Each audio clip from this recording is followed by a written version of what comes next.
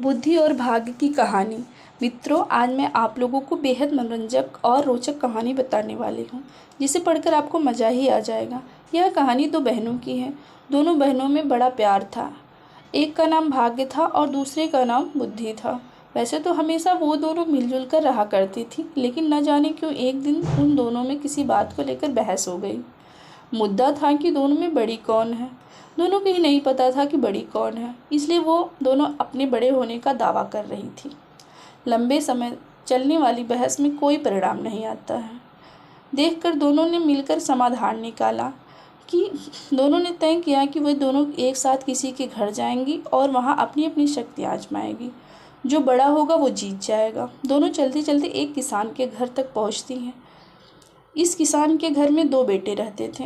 दोनों ही किसी परीक्षा की तैयारी कर रहे थे। दोनों बहनों ने तय किया कि वो एक एक भाई को अपनी अपनी शक्तियाँ देंगे, जिसकी भी शक्तियाँ मदद करेंगी। जो भाई पास हो जाएगा अच्छे अंक से, उस बहन की शक्तियाँ मानी जाएंगी और वो बड़ी बहन साबित हो जाएगी। बुद्धि ने अपनी शक्ति किसान के बड़े बेटे को और भाग्य ने छोटे बेटों को दे दी।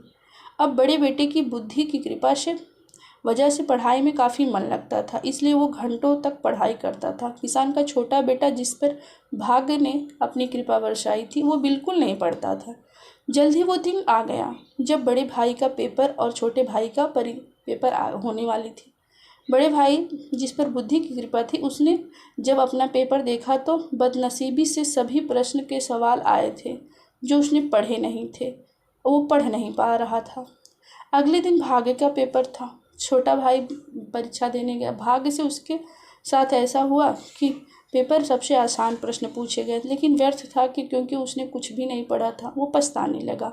वह सोचने लगा कि उसने थोड़ी सी बुद्धि से पढ़ाई की होती तो आज वो आसानी से पास हो जाता। इस तरह बिना भाग्य के किसान का बेटा और बिना बुद्धि का छोटा बेटा फेल हो गया। और इस घटना से भाग्य और बुद्धि दोनों बहनों को अच्छे से समझ में आ गया कि जब वो अलग अलग हैं तो दोनों एक छोटी और बड़ी साथ साथ ताकतवर रहती हैं। बड़ी सरल भाव की कहानी है। सिखाती है कि भाग्य और मेहनत दोनों साथ रहते हैं। स्मार्ट स्टडी से पढ़ाई करो। Thank you for watching this.